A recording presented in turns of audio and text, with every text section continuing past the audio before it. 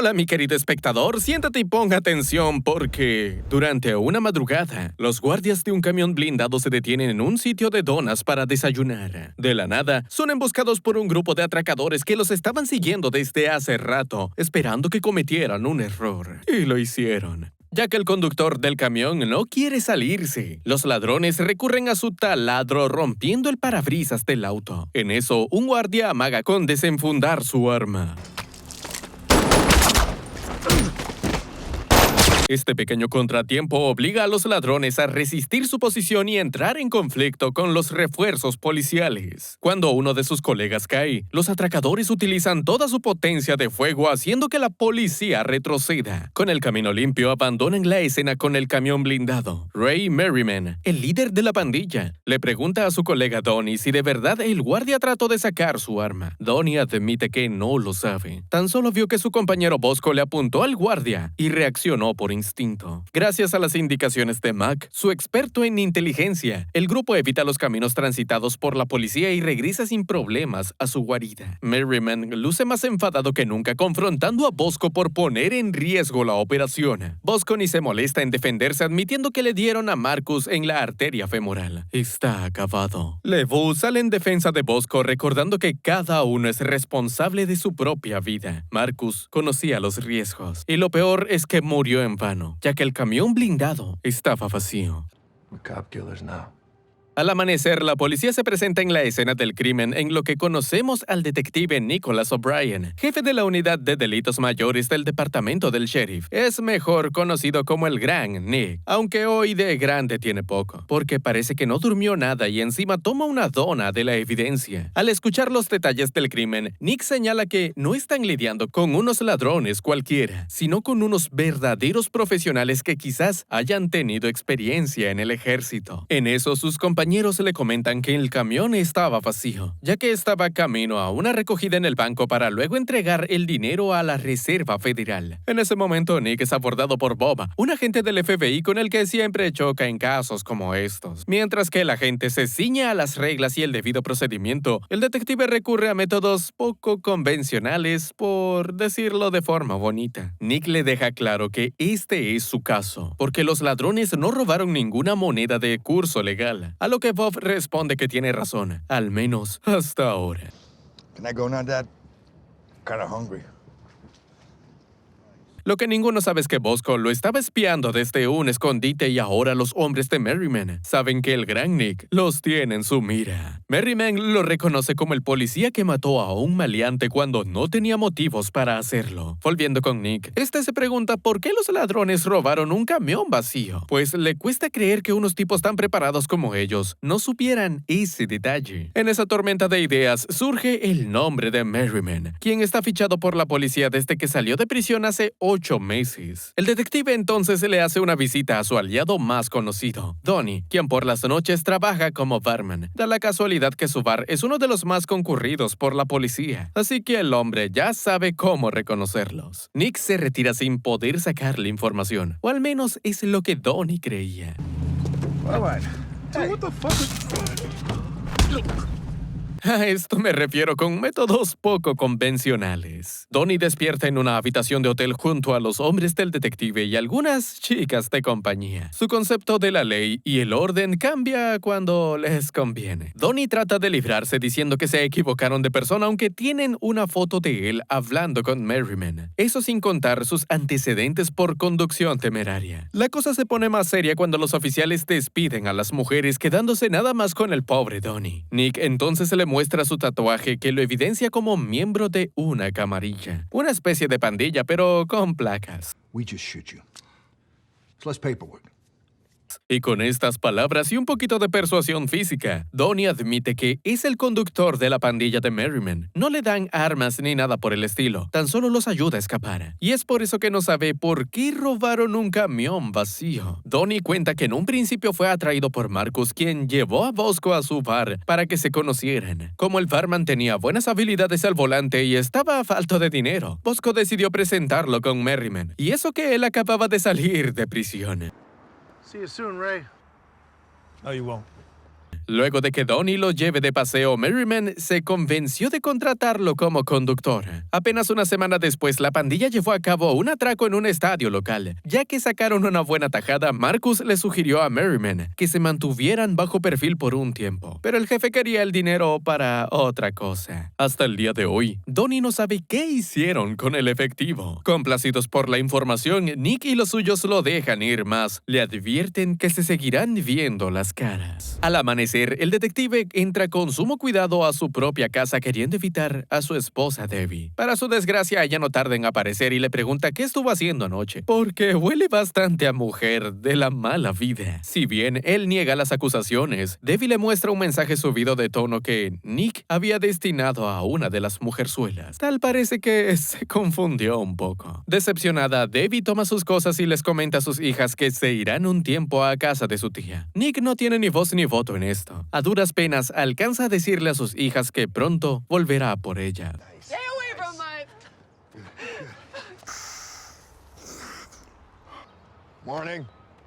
En su próxima reunión con Donnie, los hombres de Nick señalan la sucursal de Los Ángeles de la Reserva Federal, el único banco de la ciudad que nunca ha sido robado, todavía. Y hago énfasis en todavía porque Merriman ya le puso los ojos encima. Quiere hacer historia. Mientras que Merriman le explica a su grupo cómo funciona la reserva por dentro, Nick va deduciendo los nombres de sus secuaces a raíz de su historial en la Marina. El líder de la pandilla advierte que así logren la hazaña de robar la reserva, no podrán cantar victoria porque cada billete tiene un número de serie único y rastreable. Sin embargo, ahí también radica su mayor debilidad. Como la reserva constantemente está recibiendo dinero, se dedican a separar los billetes más nuevos y adecuados de los billetes viejos que ya no son aptos. Pero lo más importante es que están borrando los números de serie de los antiguos billetes del sistema federal. Por ende, su plan consiste en robar alrededor de $30 millones en billetes antiguos que están programados para ser triturados. Una vez que sus números de serie sean eliminados, ese dinero dejará de existir para el mundo entero. A su vez, Nick repasa todos los atracos de alto perfil cometidos por Merriman. No necesita confirmación de que él estuvo detrás, ya que en la época en la que estuvo en prisión no hubo más atracos de ese estilo. We nail these guys,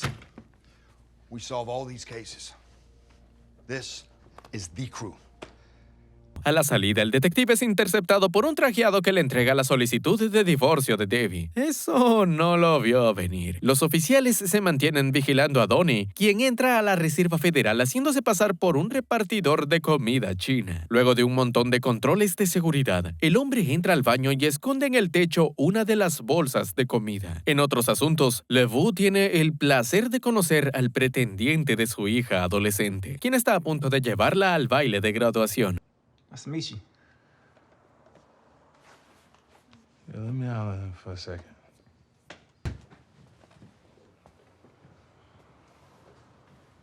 Bajo esta presión, LeVou le deja claro que por los últimos 16 años, la seguridad de su hija ha sido su responsabilidad. Ahora tendrá que cederle esa responsabilidad al jovencito, así que más vale que esté a la altura si no quiere que su mamá le limpie el trasero de por vida debido a la paliza que le darán.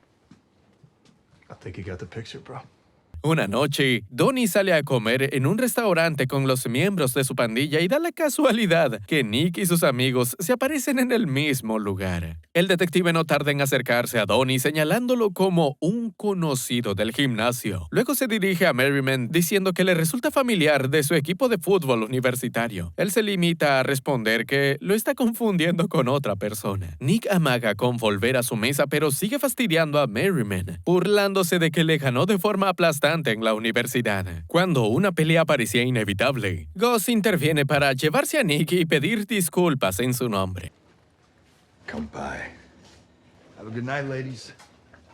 A raíz de este encuentro, Merriman comienza a sospechar de Donnie y le pregunta a punta de pistola cómo conoce a Nick. No se vale decir el gimnasio. Donnie entonces confiesa que ese detective y sus compañeros lo amenazaron para sacarle información aunque él no vendió a su pandilla. Confiando en la palabra de su conductor, Merriman le pide que le haga saber a los policías que harán el atraco el viernes. Volviendo con Nick, este se pasa por casa de su cuñada para sabotear una cena de Debbie con su nuevo nuevo pretendiente, que a quien, por cierto, le deja claro lo que pasará si le hace algo a sus hijas. I go. Boom, boom. You know what I'm saying? Luego de firmar los papeles de divorcio, Nick insiste en darle un abrazo a su reemplazo para irse en santa paz. Al otro día, Donnie se reencuentra con la camarilla de policías en una tienda de ropa y les comenta que el viernes es el día pautado para el robo, mas no sabe dónde estarán ubicados los ladrones. We got your back, bro. Don't worry about a thing. Por otro lado, Merriman afina su puntería en un campo de tiro cuando un rostro familiar se les une, el gran Nick. Sin necesidad de intercambiar palabras, los dos comienzan a competir para ver quién dispara mejor, aunque entonces el detective escucha más de un arma en acción.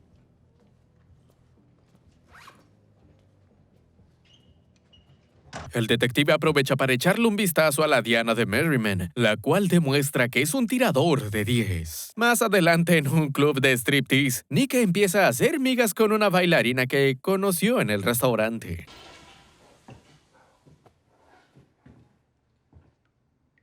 Es la novia de Merriman.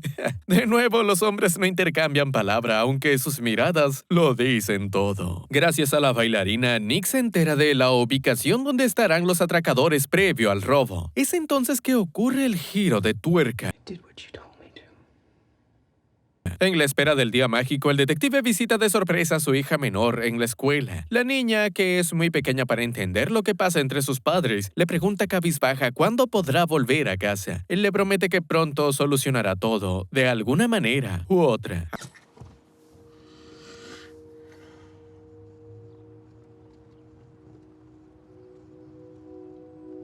Ajá, pero con las bandidas no lloraba, ¿verdad? Está bien. Llegado el viernes, policías y ladrones se preparan al mismo tiempo para su batalla final. En lo que Merriman le confía un rifle a Donnie, necesitarán toda la potencia de fuego que puedan. Junto a sus compañeros Gus, Tony, Benny y Murph, el gran Nick emprende rumbo al banco marcado por los atracadores. No es una reserva federal, sino una sucursal cualquiera. Los hombres de Merriman entran con todo tomando rehenes y exclamando sus exigencias. $10 millones en billetes de baja denominación y un helicóptero completamente cargado de combustible. Por cada hora que pasen que no reciban lo que quieren, irán ejecutando a un rehén. Asimismo, ningún policía puede acercarse al banco y a la mínima aparición de un negociador, matarán inmediatamente a un rehén. Al ser informado de la situación, Nick señala que ese no es el modus operandi de Merriman. Están actuando como atracadores cualquiera.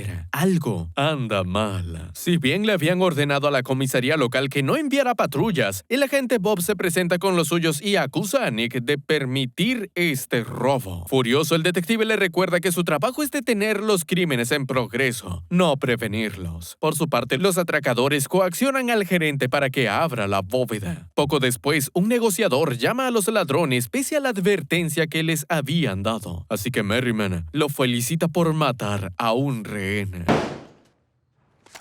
Fuck. Nick se enfurece tanto con Bob como con Merriman, pues nunca antes había ejecutado civiles. El negociador vuelve a llamar, esta vez prometiéndoles el dinero y el helicóptero de escape en 90 minutos. Es entonces que Merriman llama de sorpresa a Nick advirtiéndole que no se dejará esposar. I didn't bring my cuffs anyway. Yeah, I can see that. De la nada, los agentes escuchan una explosión proveniente del banco, por lo que creen que los ladrones acaban de volar la bóveda. Bueno, no exactamente. Nick se cansa de esperar y se dirige directamente al banco, obligando a sus compañeros a seguirlo. Tal como sospechaba, no hay rastro de los ladrones más allá de los rehenes, aún con sus rostros cubiertos. Además, encuentra en el baño a la mujer que supuestamente habían ejecutado. Todo cobra sentido cuando se topan con un enorme agujero en el suelo, evidenciando que los atracadores se dieron a la fuga, utilizando este banco como distracción para su verdadero plan: robar la Reserva Federal. Tras una llamada de Mac, Merriman y LeVoux ingresan a la reserva con el camión blindado haciéndose pasar por unos guardias que deben entregar una caja de ahorro. Al mismo tiempo, Nick recorre el túnel hasta que se topa con una escotilla cerrada. Merriman y LeVoux siguen jugando su papel adentrándose más y más en el corazón del banco más seguro de Los Ángeles. En una de las cajas que entregan se encuentra escondido Donnie, aunque es obvio que no dejarán que esa caja sea abierta.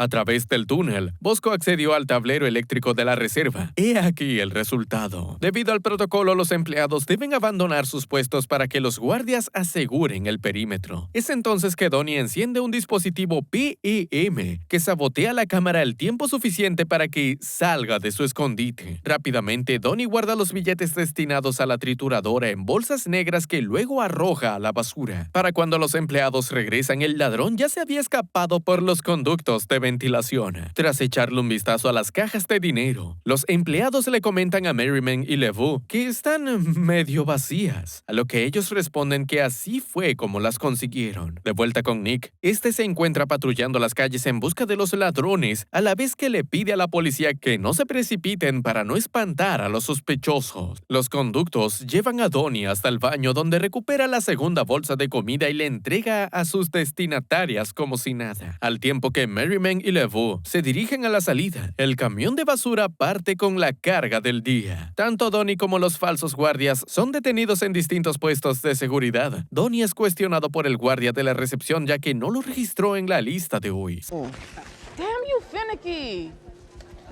I'm getting my... Se nota. Pero para suerte de los ladrones, todos reciben luz verde para irse de la reserva. Al poco tiempo, el guardia de la recepción recibe la llamada de la mujer que pidió la comida china y esta le ordena detener al repartidor. No muy lejos, Bosco espera en la calle hasta divisar el camión de basura que salió de la reserva. En concordancia con Merriman y LeVoux, logran detener el camión y sacar al confundido conductor que no tenía ni idea de que estaba llevando 30 millones en efectivo. Por su lado, Max sonríe al ver que Donnie está de regreso. Es la última pieza faltante del plan. Pero entonces, el plan se tuerce.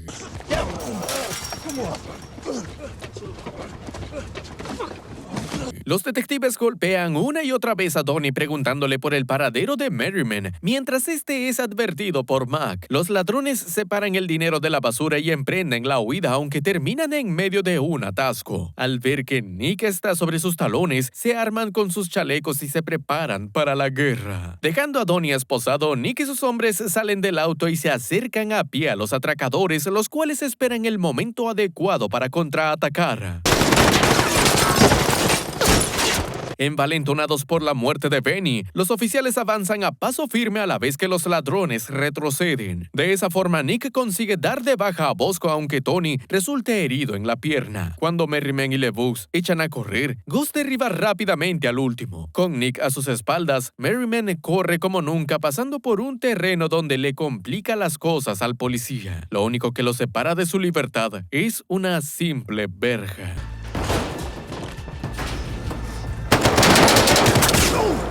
Nadie huye del gran Nick. En su lecho de muerte, LeVoux se lamenta por sus hijos, por lo que Gus le promete que se harán cargo de ellos. Aún malherido, Merriman se niega a rendirse, gastando hasta la última de sus balas en un enfrentamiento con el detective. Para su desgracia, no acierta ni una, mientras que su rival logra darle el tiro de gracia. Si se va a ir, será luchando.